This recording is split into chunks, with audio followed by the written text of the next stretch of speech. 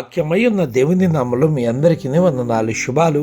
దేవుని బాహుపరిచయాల తరపున తెలియజేస్తున్నారు. పిల్లలు ఎలా ఉన్నారు? మీరంతా బాగున్నారు కదా? సంతోషంగా క్షేమంగా ఉన్నారు కదా? ఆగస్టు నెల 24వ తారీఖు సోమవారం దినమున ప్రభు మనల్ని ప్రేమించి మనకు అనుగ్రహిస్తున్న అనుదిన ఆహారము పరిశుద్ధ గ్రంథములో నుండి కీర్తన గ్రంథము 85వ కీర్తన 8వ వచనం.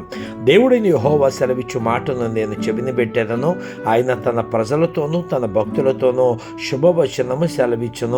Book of Psalm chapter 85 verses 8. I will hear what God the Lord will speak, for he will speak peace unto his people and to his saints. Amen. కొరహు కుమారులు దేవుడు తన భక్తులతో సెలవిచ్చే శుభవచనం గురించి చెప్తున్నాడు. ఏమని?